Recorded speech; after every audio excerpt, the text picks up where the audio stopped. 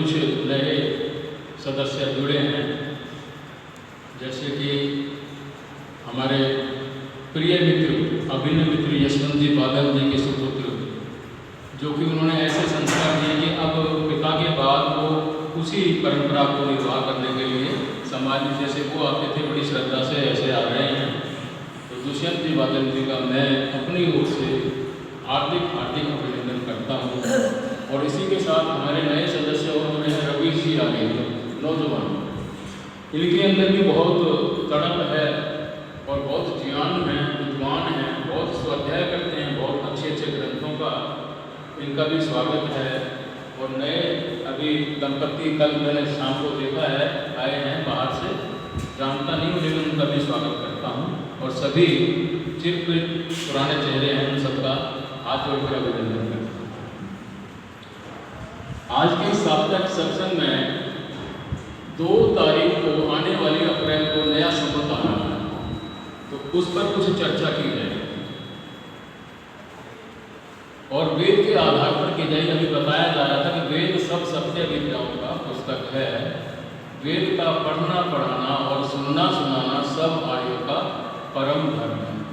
तो जितनी भी सत्य विद्याएं हैं, अगर हम थोड़ा सा भी प्रयत्न करेंगे तो वेद में उसके बारे में मिल जाता है। तो नए संवत के बारे में भी वेद में है और कैसे सृष्टि बनती है वो भी बताया गया। हम रोजाना संध्या करते हैं, प्रातःकाल सायंकाल, उसमें 3 मंत्र आते हैं, अगमर्षण मंत्र जिनको कहा जाता है। वो क्या है? ओम ऋतं च सत्यं च विधातु पशवो ध्यजायत ततो रात्र जायत ततः समुद्रो अर्णवः। दूसरा मंत्र है समुद्रगर्णवादि संवत्सरो अजायत अहोरात्राणि विदधत्तिश्च मिश्रितो वशी। तीसरा मंत्र है सूर्य चंद्रमसौ धाता यथा पूर्वम कल्पयत् दिवंच पृथ्वी चांतरिक्ष पथो स्व। यहाँ बता दिया परमात्मा ने अपने वेद रूपी वाणी में कि सृष्टि किस प्रकार बनती है। तो कहा गया पहले ऋतं च सत्यं च विधातु पशु। परमपिता परमात्मा ने अपने अनंत ज्ञान बल और सामर्थ्य से ऋत को उत्पन्न किया। ऋत अर्थात जो तीनों कालों में एक जैसा रहे उसको ऋत कहते हैं। फिर सत्य को उत्पन्न किया। सत्य परिस्थिति के अनुसार बदलता रहता है। जैसे कि सामने घड़ा रखा हुआ है, समय बीत गया 500 साल का, तो अब वो घड़ा उस रूप में दिखाई नहीं दे रहा, वो ठीकरे बन गए हैं। तो वहाँ सत्य का घड़ा था, लेकिन 500 साल के बाद उसका नाम ठीकरे हो गया। इस पर सत्य को उत्पन्न किया और प्रलय रूपी रात्रि को उत्पन्न किया। सृष्टि बनाते हैं तो प्रलय भी होती है, उसको भी महारात्रि के रूप में उत्पन्न किया। उतने समय तक 4 अरब 32 करोड़ वर्ष तक बनती रहती है, बनी रहती है और इतने ही समय तक वो विश्राम करती है। और इसके बाद कहा गया कि सत्वरस्तम प्रकृति के द्वारा संसार की रचना की।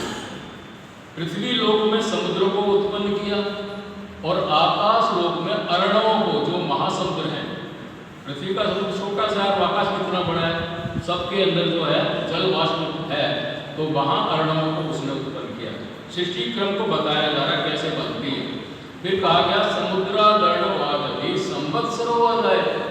समुद्रों की रचना करने के बाद संवत्सर, जिसके बारे में हम नया संवत के बारे में जिक्र आएगा, उनको उत्पन्न किए। दिन रात्रि के विभाग किए, क्षण मुहूर्त आदि को उत्पन्न किए। और फिर ये सब मिश्रितो वशी, सहज भाव से कर दिया, कोई उनको श्रम नहीं करना पड़ा, केवल इच्छा करनी पड़ी। ईक्षण के द्वारा सब प्रकृति के सत्वरस्तम के अंदर हलचल हो गई, क्योंकि परमात्मा उसके अंदर भी व्यापक है और सारे पदार्थ बन गए।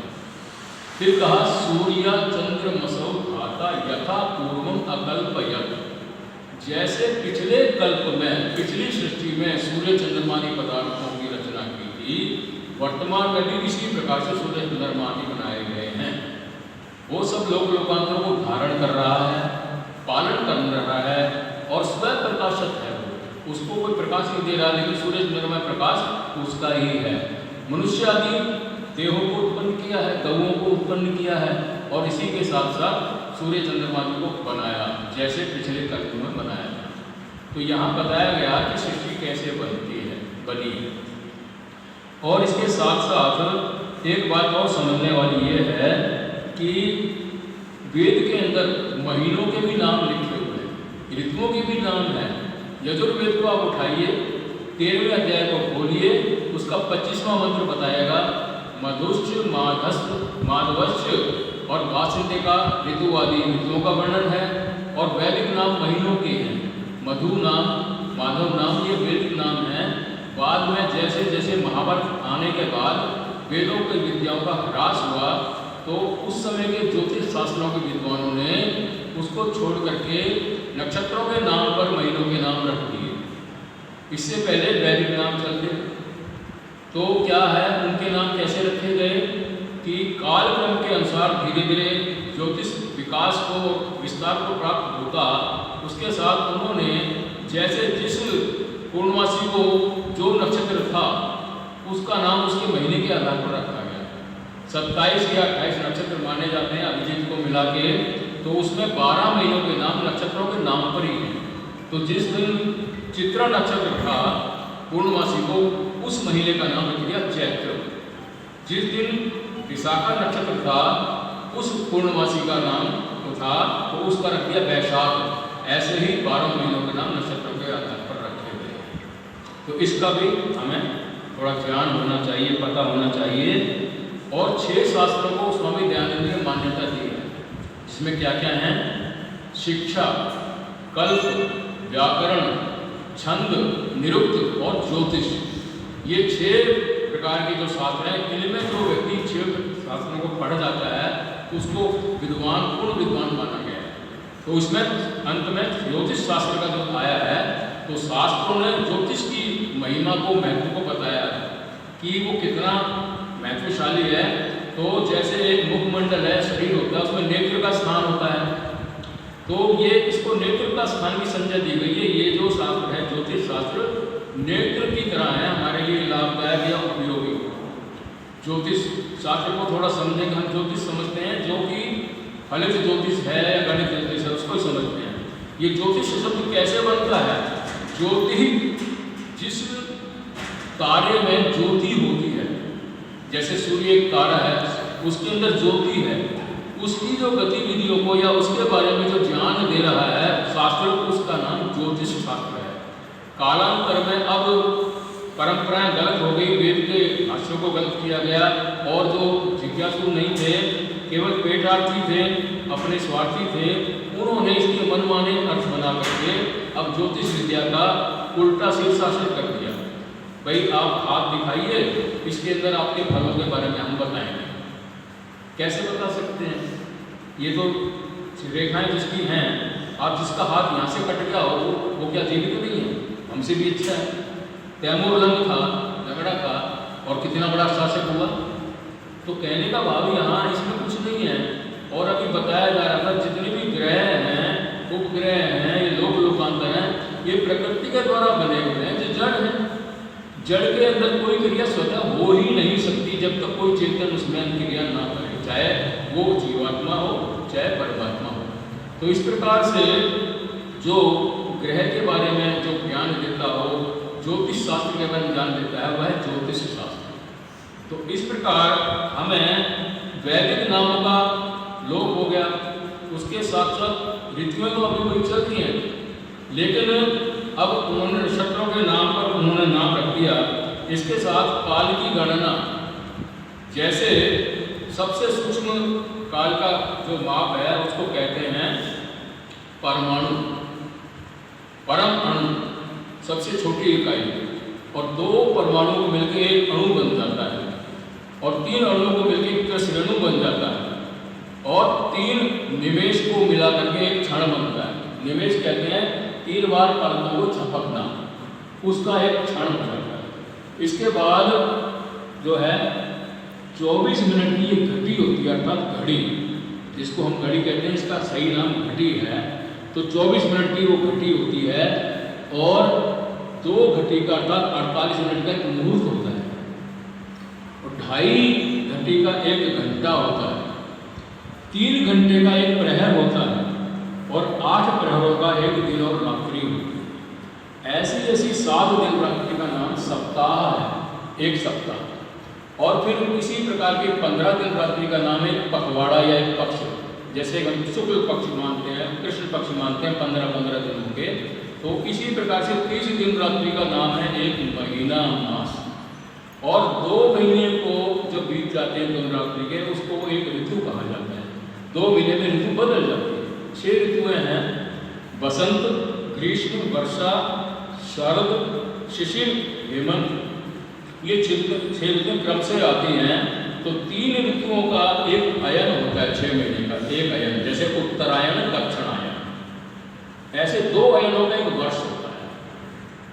एक वर्ष के बाद इसका जो और बड़ा भाग है, जो युग के नाम से कहलाता है, जो वर्तमान में कलयुग चल रहा है, उसकी आयु 4,32,000 वर्ष है। और इसको हम दुगना करते हैं 8,64,000 वर्ष, ये द्वापर युग की आयु है। और इसमें कलयुग की आयु को और जोड़ते हैं 4,32,000 वर्ष, तो 12,96,000 वर्षों का एक त्रेता युग होता है। और इसमें कलयुग का 4,32,000 और जोड़ते हैं तो ये 17,28,000 का सत्य युग होता है। सत्य, ये चारों युग क्रम से आते हैं और इन चारों को मिला देते हैं तो चतुर्युगी, एक चतुर्युगी बन जाती है, जिसका समय है 43,20,000 वर्ष।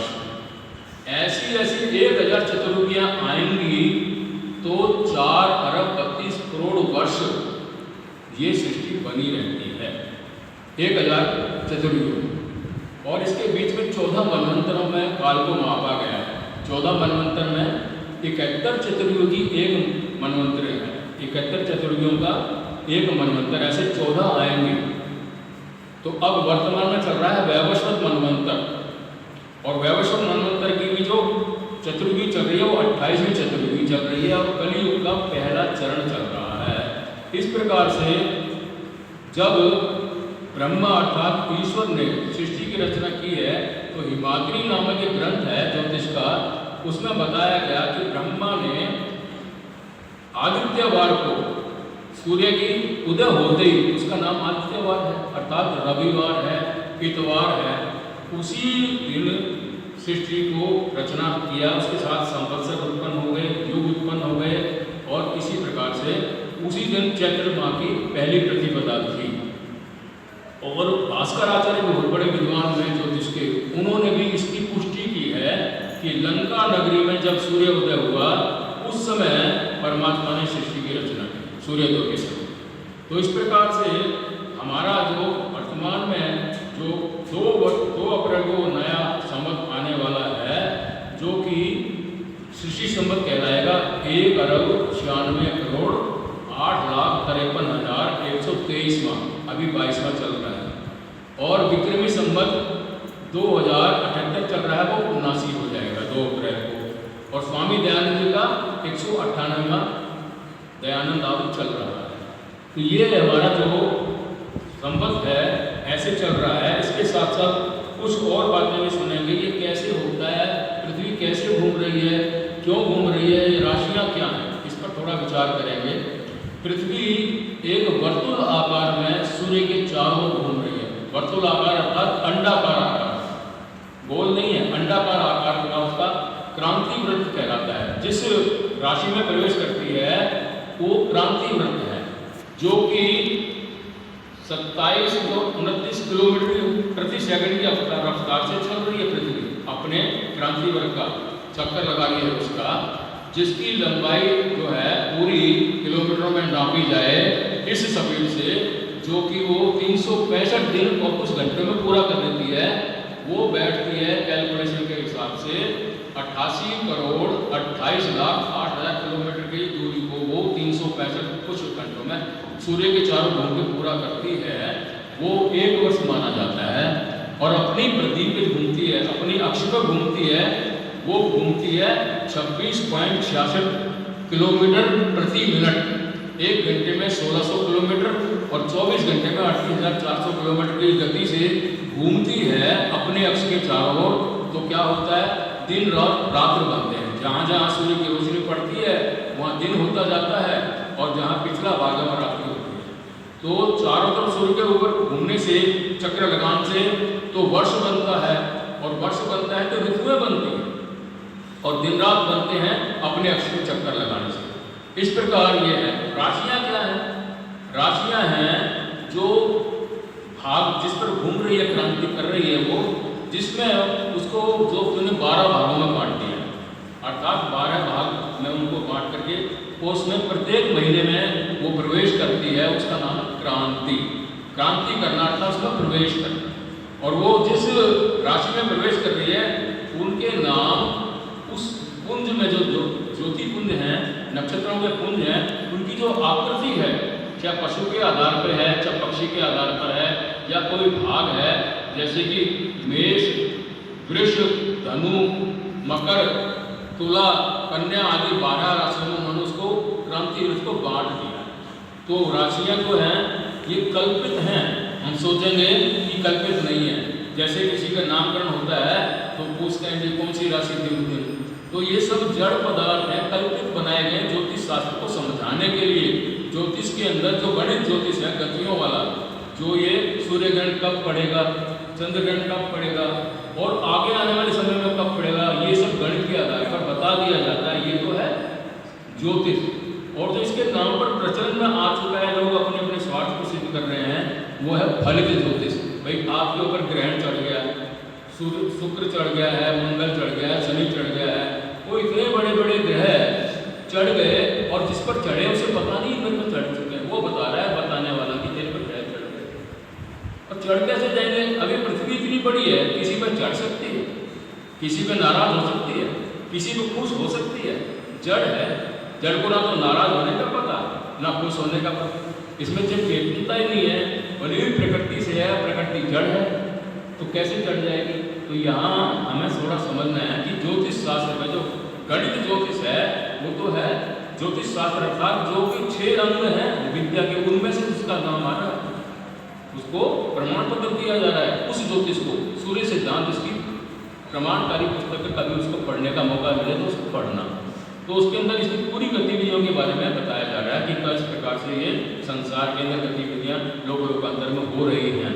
और दूसरे जो अन्य उसके नाम पर जो कर रहे हैं, मिसगाइड कर रहे हैं, भ्रम फैला रहे हैं, वो गलत। इसके साथ साथ अंग्रेजी कैलेंडर या अंग्रेजी वर्ष और हमारा भारतीय वर्ष, इसमें भी थोड़ा सी तुलना करने का हमारा प्रयत्न रहेगा कि हमारा जो भारतीय विक्रमी संवत है या शिक्षी संवत है, जैसे मैंने बताया कि चैत्र माह की प्रतिपदा को परमात्मा ने ही शुरू किया और उसी के साथ जो भी है वो चैत्र के साथ शुरू होता है। और अंग्रेजों का जो है वो कैलेंडर शुरू होता है 1 जनवरी से। तो अब देखेंगे क्या परिवर्तन है, क्या तुलनात्मक उसमें अध्ययन करेंगे हम कि जैसे हमारा जब वर्ष शुरू होता है तो मौसम बहुत अच्छा हो जाता है, बसंत ऋतु आकर के जा रही है और सारी प्रकृति दुल्हन की तरह सजी हुई है, हरियाली, पीले पीले फूल, सरसों फैली हुई है सारी जगह हैं। और इस प्रकार से एक अलग वातावरण बनता है। पतझड़ चला जाता है, नए नए पत्ते पेड़ों पर आ रहे हैं, कितना अच्छा लगता है और मन प्रसन्न हो जाता है देख करके। और अगर हम वहाँ देखें जनवरी, 1 जनवरी को क्या था, दिसंबर और जनवरी के महीने में वहाँ शिशिर ऋतु रहती है। शिशिर ऋतु में कड़ाके की सर्दी पड़ती है, गर्म गर्म कपड़े पहनने पड़ते हैं। और अब जो है गर्म कपड़े हमने उतार दिए। दूसरा अंतर आया कि वस्त्र को हम छोड़ देते हैं गर्म को और ठंडे वस्त्र या हल्के वस्त्रों को धारण करते हैं। ये परिवर्तन हमारे में आया, उनके अंदर नहीं आता। वहाँ तो वही पहनना पड़ता है, कड़ाके की सर्दी पड़ रही है। तीसरी बात आती है कि हमारा वित्तीय वर्ष जो है 1 अप्रैल से आरंभ होता है, बही खातों का कार्यालयों में फाइनेंशियल ईयर 31 मार्च तक रहता है। और उसके बाद 1 साल के लिए व्यापारी चलाते हैं, अपने बही खाता बदलते हैं। ये भी या कार्यालय में जितने भी कार्य होते हैं वो 1 अप्रैल से मान्य हैं और चल रही है। लेकिन अगर हम अंग्रेजी वालों को देखें तो 1 जनवरी से शुरू हो रहा है, वैसी कोई बात होती ही नहीं वहाँ। वो बदलता क्या है वहाँ, केवल कैलेंडर बदल दिया और कुछ नहीं बदला हमने। तो इस प्रकार से ये हुआ। एक बात और विशेषता है कि जब विद्यालयों में प्रवेश शुरू होता है तो अप्रैल में ही नया सत्र लगता है, बच्चों को दाखिला मिलता है, प्रवेश शुरू होता है। 1 जनवरी को तो परीक्षा होती रहती है। तो यहाँ भी हमारा जो है, हमारा वर्ष जो है वो मान्यता प्राप्त है। और हमें याद है जब मैं बिल्कुल छोटा सा था, जब मुझे पहली कक्षा में जब वहाँ दाखिला देने के लिए विद्यालय में बड़े भाई साहब ले गए, तो वो इस समय होता है तो सभी पीले पीले कपड़े पहनते हैं। ये उस समय ये परंपरा थी, अब तो विलुप्त सी होती जा रही है। हमारे तो थोड़े बहुत अभी भी हैं, पीले कपड़े बच्चा पहन के आएगा, उससे पता लगता है कि इसने नए प्रवेश लेना है। तो ये भी परंपरा चल रही है। और एक बहुत अच्छी विशेष बात क्या है हमारी, कि जितने भी हमारे पर्व हैं जो बहुत समझ लो कि ये तो विश्व स्तर के पर्व है, जैसे होली है सारे देशों में भी मनाते हैं, यहाँ भी मनाते हैं। दीपावली है, गुरु गोविंद सिंह जयंती है, गुरु नानक जयंती है, रक्षाबंधन है, जन्माष्टमी है। इस प्रकार जितने भी बड़े बड़े, बुद्ध पूर्णिमा है और भी अनेक तो हैं, गुरु नानक जयंती है। ये पर्व हमारी विक्रमी संवत के कैलेंडर के अनुसार ही देसी तिथियों में मनाए जाते हैं अभी तक। और अंग्रेजी तिथि में हमारा कोई पर्व ऐसा नहीं मनाया जाता जो बहुत विशेष है, सब लोग जिसको सब मनाते हैं। ये भी हमारे पर्व की इसकी विशेषता है। अंग्रेजी इसके हमारे भारतीय चैत्र मास वाले जो आता है संवत उसका, तो हमारा जो पर्व ये है चल रहा है, बहुत अच्छी प्रकार से चल रहा है। और इसको मनाने का ढंग है, प्रातःकाल सभी यज्ञ हवन करते हैं। यज्ञ हवन करके एक दूसरे को बधाई देते हैं, शुभकामनाएं देते हैं, दान दक्षिणाएं देते हैं। इस प्रकार मनाया जाता है। हमारे भारत के प्रांतों में इसको अलग अलग नाम से मनाया जाता है। जैसे यहाँ मनाया जाता है जो है नए संवत के नाम से चैत्र में, सूदी परंपरा में, और महाराष्ट्र में इसका नाम है गुड़ी पड़वा, और जम्मू कश्मीर में चले जाओ तो उसका नाम है नवरहे, इसी का नाम है। और हम आ जाएं इधर आसाम की तरफ, आसाम के साथ मिलते हुए 6-7 छोटे छोटे राज्य हैं, वहाँ इसका नाम पड़ जाता है रंगोली बिहू। इस प्रकार से अगर हम ईरान जाएं तो ईरान में इसका नाम है नवरोज, नए साल का पूजा, नवरोज।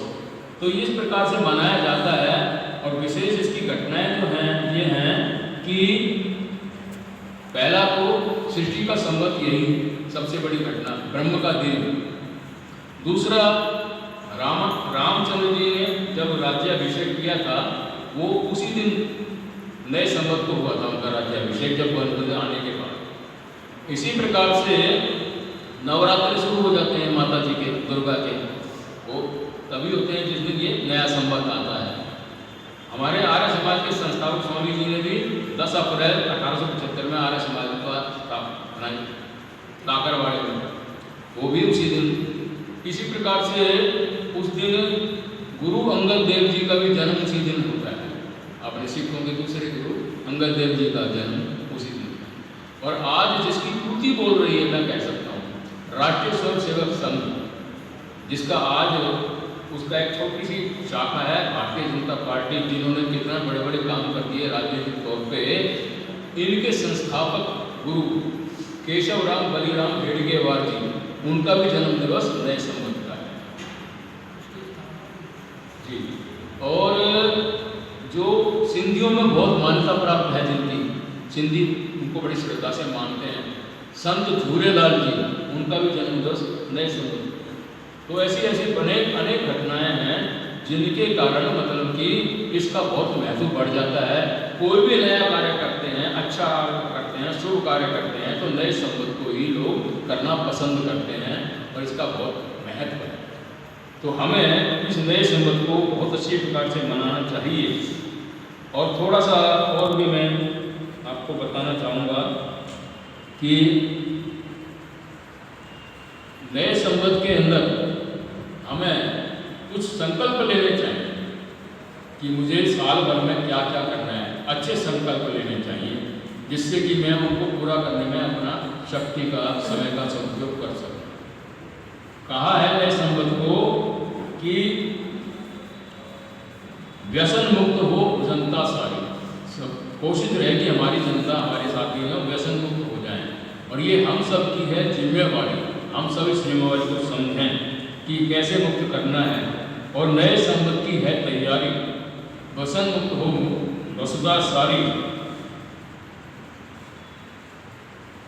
नए संवत की है तैयारी, सुख में बीते जिंदगी हमारी।